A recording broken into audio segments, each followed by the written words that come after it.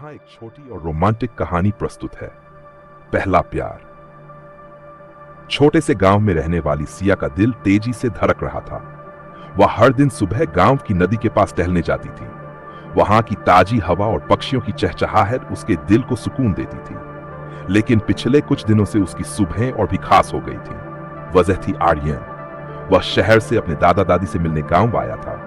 लंबे कद, गहरी आंखें और मुस्कान में जादू। सिया ने उसे पहली बार देखा तो उसके दिल ने कुछ अलग ही महसूस किया। आर्यन भी सिया की मासूमियत और उसकी आंखों में छुपे सपनों की ओर खिंचता चला गया। एक दिन सिया नदी किनारे बैठी फूलों का हार बना रही थी। तभी आर्यन उसके पास आया और मुस्कुराते हुए बोला, तुम्हारे फूलों से ज्यादा खूबसूरत तो तुम हो।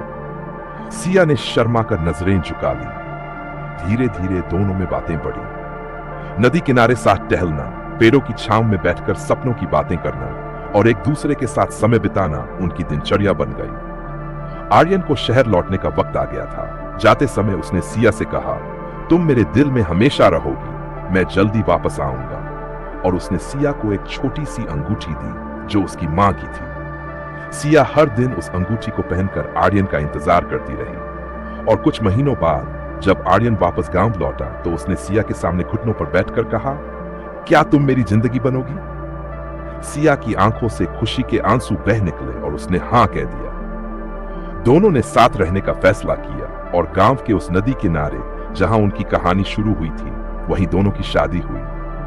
प्यार की यह कहानी साबित करती है कि सच्चा प्यार समय और दूरी से नहीं डरता,